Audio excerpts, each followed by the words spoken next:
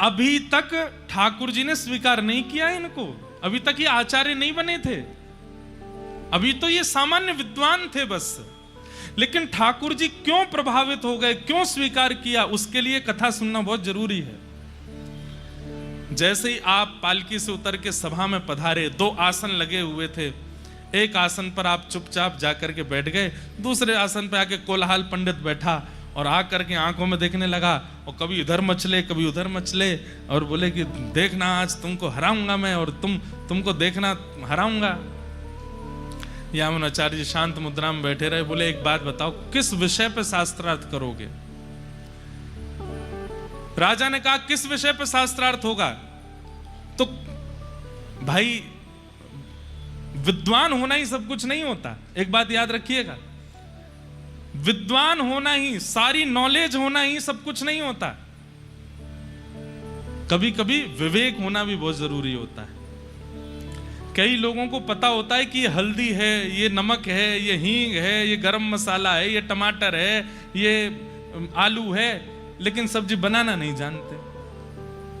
सब कुछ पता होना एक बात होती, पर सबको व्यवस्थित करना ये विशेष बात होती है। यामुनाचार्य जी विद्वान के साथ साथ विवेकी भी हैं, वो जानते हैं कि कब कहां क्या करना है। तो राजा ने कहा किस विषय पर शास्त्रार्थ होगा? तो यामुनाचार्य जी कुछ कहते, और जबकि होना यही चाहिए कि अतिथि जो आया उसको अवसर देना चाहिए कि आप बोलिए किस विषय पर होगा, पहले ही बोल पड़े। बोले कि ये यामुनाचार्य बड़ा शांत शांत सा लग रहा है, ज्यादा बोल कुछ रहा नहीं है, मैं ही पहले बोल देता हूं। बोले राजन, खंडन शास्त्रार्थ होगा, ये जो भी बोलेंगे उस बात का मैं खंडन करूंगा।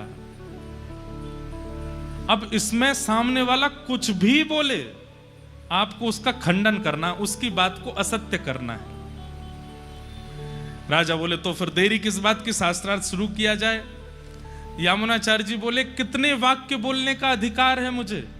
तो सामने खड़े कोलाहल पंडित जी बोले 3 वाक्य बोलिए और तीनों वाक्यों का खंडन करूंगा मैं। तो पहला वाक्य यामुनाचार्य जी क्या बोलते हैं? हमारे सामने जो महाशय पंडित जी विराजमान हैं, इनकी माताजी काकबंध्या हैं। काकबंध्या मतलब जिनके एक ही पुत्र है, उसके बाद फिर संतान नहीं है, उनको काकबंध्या कहते हैं। तो यामुनाचार्य जी ने पहला शब्द क्या कहा? हमारे सामने जो पंडित जी बैठे हैं, इनकी माताजी काकबंध्या हैं। राजा भी खड़ा हो गया, इसका खंडन कैसे करोगे? वो एक ही हो।